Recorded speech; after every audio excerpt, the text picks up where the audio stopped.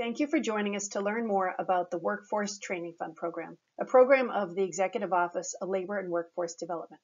Over the next 15 minutes, you'll learn more about the grants that are available, as well as how to apply. The mission of the Workforce Training Fund is to give Massachusetts employers the financial resources they need in order to invest in their workforce, improve employee skills, and maintain the economic strength and viability of the Commonwealth's businesses. It's a win for employees gaining new skills, often accompanied with wage increases or promotions. It's a win for the employer who benefits from a better skilled workforce. And it's a win for the state, as businesses that complete Workforce Training Fund grants add jobs at a higher rate than average.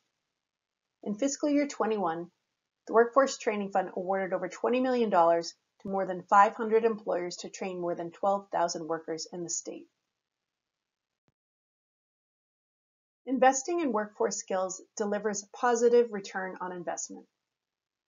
For the last 3 years, businesses that completed a Workforce Training Fund general grant grew the number of jobs an average of 9.8%, outpacing both the United States and Massachusetts averages. The Workforce Training Fund is paid for by Massachusetts employers through a small surcharge on unemployment insurance. It equates to about $8.40 per employee as an annual contribution, and this trust collects between $18 and $22 million annually to be used for incumbent worker training grants. Commonwealth Corporation administers the Workforce Training Fund on behalf of the Massachusetts Executive Office of Labor and Workforce Development. Eligibility requirements. In order to apply for a Workforce Training Fund grant, you must be paying into unemployment insurance on a regular basis. Entities that are eligible include for-profit companies or organizations and nonprofits who make regular quarterly payments into UI. Entities that are not eligible include federal, state, and municipal governments, and nonprofits who make UI payments using the reimbursable method. In other words, they're self-insured. If you're not sure which category you fall into if you're a nonprofit, the best step is to check with your payroll department. One of the first things you might want to do if you're planning to apply for a grant is to secure your certificate of good standing from the Department of Revenue. You can access that portal, which is called Mass Tax Connect, from several places on our website, workforcetrainingfund.org. Your certificate of good standing shows that you're up to date on all your financial obligations to the state. We do not need a letter from the Secretary of the Commonwealth pictured on the right. What you need is on the left, the Certificate of Good Standing. Companies with W-2 Massachusetts payroll employees are eligible to apply. You can train your full-time workers, you can train your part-time workers as long as they're W-2s. You cannot train temp workers or independent contractors with the fund. Employees must be paid their regular wages as they go through training. And finally, their company must be compliant with all state agencies, including the Department of Unemployment Assistance, the Department of Industrial Accidents, the Office of the Attorney General, and your organization cannot be debarred from doing business with state or federal governments for any reason.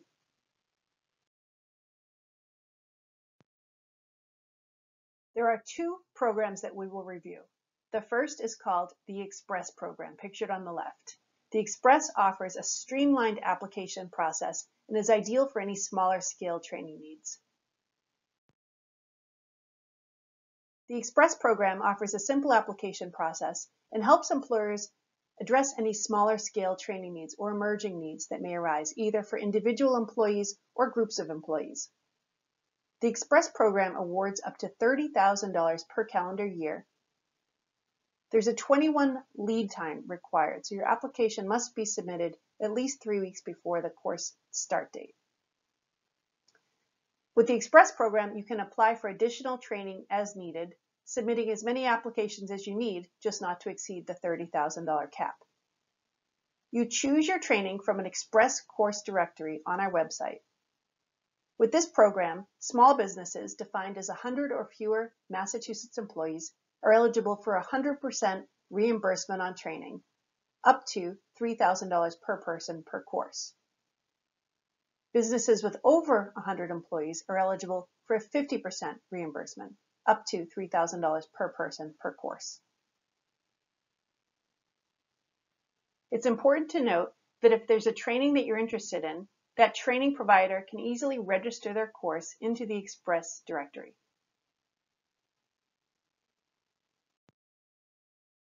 The Express program offers what's called off-the-shelf training, meaning it might be seats in a public course, or if you contact the instructor, they may have rates to deliver to groups of employees at your location. This is a list of topics businesses often use the Express program for. Sales and customer service, business and technical writing, management and supervisory skills. So for example, you might have someone on your team that you've promoted to a management level, but they've never actually managed people. So a 40-hour leadership course or an 8-week program will give them the tools that they need to be successful in their new role. There's training on IT, cybersecurity, network administration, quality assurance, for example, ISO or AS9100, software training, Microsoft Adobe, MicroCAD, etc., CNC machining, blueprint reading, and then training that can lead to a certification. For example, project management or PMP, human resources or SHRM. Please note the grant can pay for the training that can lead to the certification, just not the cost for the certification itself. The second of the two programs is called the General Program, pictured here on the right. The General Program is ideal for larger scale training needs that can last up to 2 years.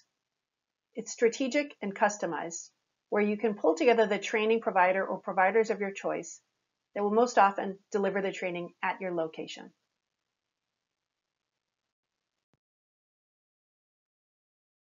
With the General Program, you can customize the training working with training providers of your choice that you will enter into the application.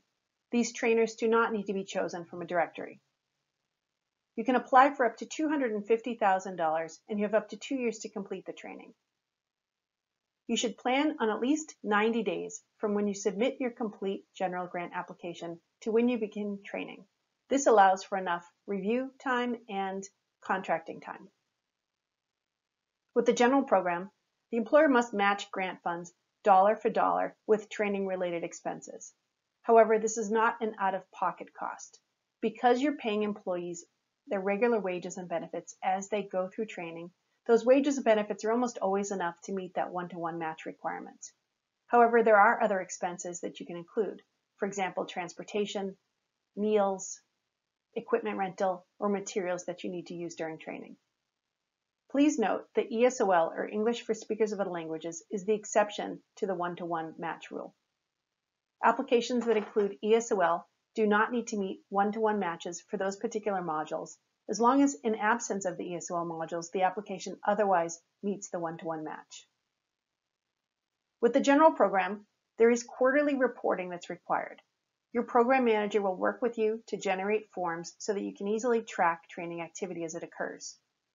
You'll also need to submit a final outcomes report at the end of the grant to show how you fared against a couple of the key performance indicators that you indicated in your application. We'll review that in a moment. This is a list of topics we often see businesses using the General Program for. Again, you'll see supervisory skills and leadership, but instead of sending 1 or 2 employees to train like with the Express Program, in the General Program, you can have a trainer come in and work with several groups of leaders or emerging leaders or cohorts to train several groups. Process improvement, Lean, Six Sigma. Process improvement continues to be one of the most in-demand topics that we see. It's all about mapping out the steps in a process from the people actually doing the work and finding new ways of doing things to eliminate wasted steps or wasted time. It began in the manufacturing industry, but we've seen it used in everything from medical offices to banking. Other topics include problem solving or root cause analysis, ESOL, beginner, intermediate, and advanced. Quality assurance, for example, ISO. Many employers in Massachusetts are part of a supply chain, and their customers may require that they have these quality assurance systems in place. Other trainings include project management, Agile, Scrum, communication, team building, conflict resolution, diversity, equity, and inclusion, contingency planning, supply chain management, and train the trainer so that even after the grant ends, you have the internal capacity to deliver training to new employees.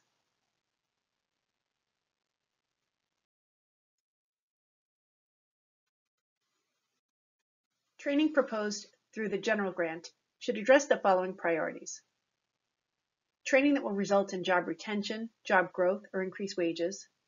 Training that will impact the company's productivity, competitiveness, and ability to do business in Massachusetts. And training that will supplement versus replace private investments in training. So for example, the grant doesn't pay for anything that's required by law, for example, OSHA 10, or any training that's considered a cost of doing business, like the regular onboarding that an employer is expected to do. Additional priorities include small businesses, minority-owned enterprises, or MBEs, women-owned enterprises, or WBEs, ESOL, English for Speakers of Other Languages, ABE, Adult Basic Education, and consortium applications, which is when several employers come together to apply for a grant collectively as a consortium. More about consortiums. General grants may be awarded to a consortium of multiple companies, one or more employers with similar training needs. The consortium will need a lead applicant to submit the application on behalf of the consortium. Eligible lead applicants include individual companies participating in the training, labor organizations, MassHire Workforce Board, a community college, a chamber of commerce, or an industry association. This is an example of a consortium. The Massachusetts Nurses Association, or MNA, led a consortium of 3 partner hospitals who all needed nurses to be upskilled and trained to become operating room nurses. The MNA led the consortium and facilitated the training. Here are 3 elements that you should keep in mind if you're planning to apply for a general grant. The reviewers are looking for 3 things. The first is the need for training. That is, what is the problem that you're trying to solve, or maybe what's the opportunity that you're trying to meet with training. The second is the training plan itself. This should be a set of logically related courses, including course descriptions, that are designed to meet the objective or the need for training that you identified. And the third is a set of KPIs, or key performance indicators. These are success metrics that you will use to measure progress towards a goal. Ideally, these are things that you're already measuring that you're looking to impact with training. Here's an example. Need for training. We are a community bank with 8 locations, and advances in online banking means fewer customers are coming into our branches, which is so critical for asset growth and cross-selling our products. Training plan. We want to offer sales and customer service training to all customer-facing staff. We also want to offer universal banker training to a number of tellers so they can handle all types of transactions, including personal, business, and loans. And third, success metrics, or KPIs. We're looking to increase the number of accounts per household from 2 to 3, increase the amount of assets under management by 10% from X to Y, and promote 10 employees. These are how the 3 elements work together: the need for training, the training plan, and success metrics. How will you measure success so that by the end of the grant, you'll know where you were successful in moving the needle?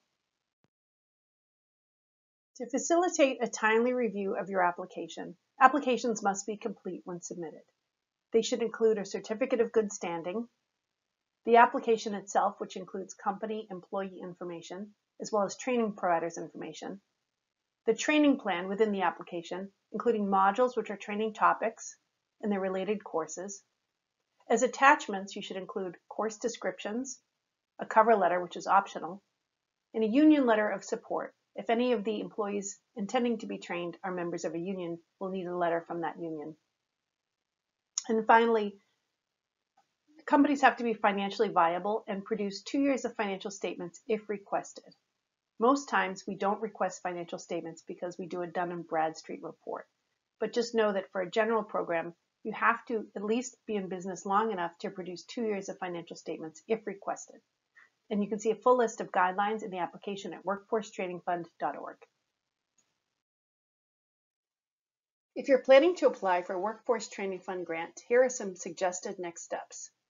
Secure your certificate of good standing from the Massachusetts Department of Revenue.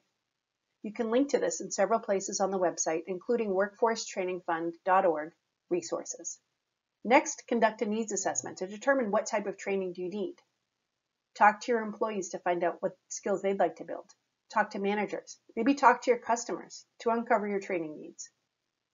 Next, determine which program to apply for. Is it the Express program? Is it the General program? Or is it both? You may have both grants at the same time. Next, research training vendors. For the Express program, you can choose training from a directory. For the General program, you'll do your own due diligence. Maybe you'll talk to colleagues, contact your local community college center for corporate education, or you may review a list of recent grant awards on the website, workforcetrainingfund.org. And finally, you'll find full guidelines in the application at the website, workforcetrainingfund.org. Questions for the General program can be directed to wtfp@comcorp.org. For the Express program, express@comcorp.org. And to see a list of additional programs and funding opportunities at Commonwealth Corporation, visit comcorp.org/funding.